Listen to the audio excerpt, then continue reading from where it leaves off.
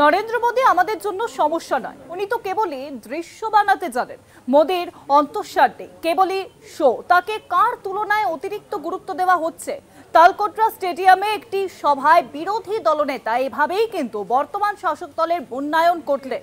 এবার রাহুল তিনি বললেন, মোদীর কোনো প্রকৃত ক্ষমতা নেই, তাকে অযথায় বেশি গুরুত্ব দেওয়া হয়।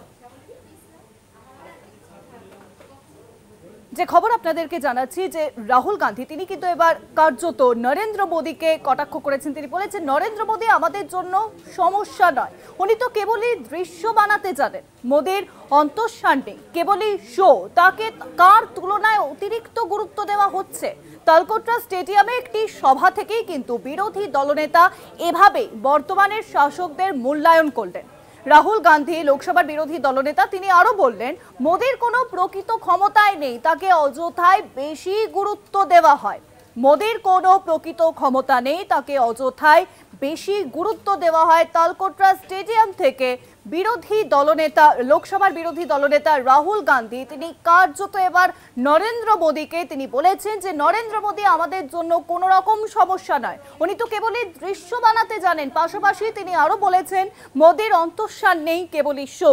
তাকে কার তুলনায় অতিরিক্ত গুরুত্ব দেওয়া হচ্ছে, অর্থাৎ গুরুত্ব যে দেওয়া হচ্ছে অতিরিক্ত, সেই নিয়েই কিন্তু এবার প্রশ্ন তুলেছেন রাহুল গান্ধী।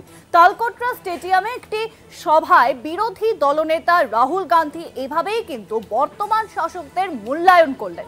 রাহুল গান্ধী তিনি আরো বলেছেন, মোদীর কোনো প্রকৃত ক্ষমতা নেই, তাকে অযথায় বেশি গুরুত্ব দেওয়া হয়। তালকোটরা স্টেডিয়াম থেকেই কার্যত লোকসভার বিরোধী দলনেতা রাহুল গান্ধী তিনি কিন্তু এইভাবেই প্রধানমন্ত্রী নরেন্দ্র মোদীর পক্ষে এরকম মন্তব্য করেছেন।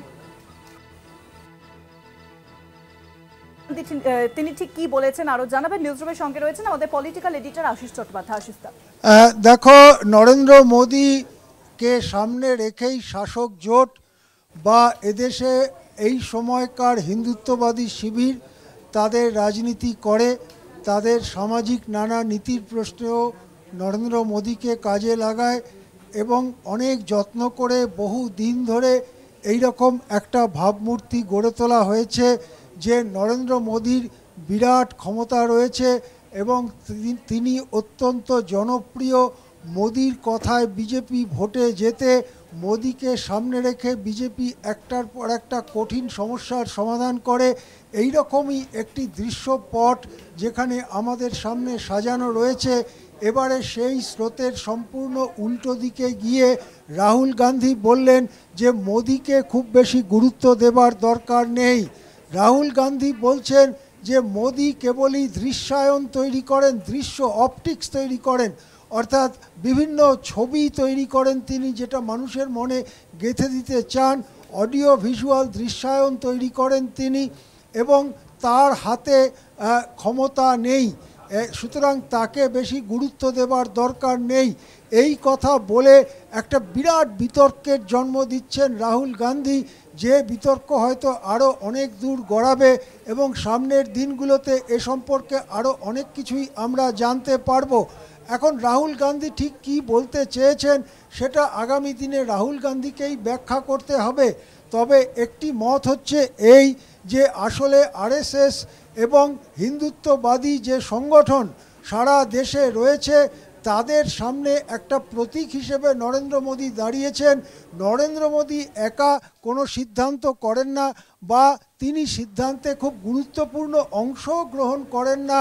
আসলে সমস্ত ব্যাপারগুলো রাষ্ট্রীয় স্বয়ংসেবক সংঘ এবং এই ধরনের হিন্দুত্ববাদী সংগঠনগুলোই গ্রহণ করে।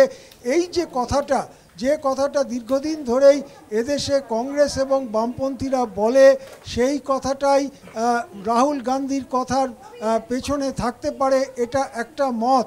অপর একটি মত হচ্ছে আসলে নরেন্দ্র মোদীকে চালাচ্ছেন কয়েকটি কর্পোরেটের মধ্যে আদানি গোষ্ঠীর নাম অত্যন্ত উল্লেখযোগ্য। এর আগে একবার তখন মুখ্যমন্ত্রী ছিলেন অরবিন্দ কেজরিওয়াল, তিনি দিল্লি বিধানসভার অন্দরে বলেছিলেন আদানির ব্যবসা আসলে মোদিরই ব্যবসা, আদানিকে সামনে রেখে মোদি ওই ব্যবসা চালান। তখন বিজেপির অনেকে অরবিন্দ কেজরিওয়ালের বিরুদ্ধে নানা রকম মামলা ইত্যাদি করার কথা বলেছিলেন বটে, কিন্তু তারপরে সেটা নিয়ে আর বেশি দূর অগ্রসর কেউই হয়নি। সুতরাং আরেকটি মত হচ্ছে মোদি কেবলই প্রতীক, তিনি সামনে থাকেন, পেছন থেকে তাকে চালাচ্ছে আদানিদের মতো কতগুলো অতিকায় কর্পোরেট সংস্থা। এখন ঠিক কী ব্যাখ্যা রাহুল গান্ধীর মনে রয়েছে সেটা রাহুল গান্ধীকেই স্পষ্ট করতে হবে, কিন্তু এভাবে মোদির গুরুত্বকে খাটো করে দেখিয়ে যে লড়াই রাহুল গান্ধী শুরু করলেন সে লড়াই কোন দিকে গড়ায়, জল কোন দিকে যায় সেদিকে আমাদের নজর থাকবে। অনেক ধন্যবাদ আশিস দা। নিউজ রুমের সঙ্গে ছিলেন আমাদের পলিটিক্যাল এডিটর আশিস চট্টোপাধ্যায়।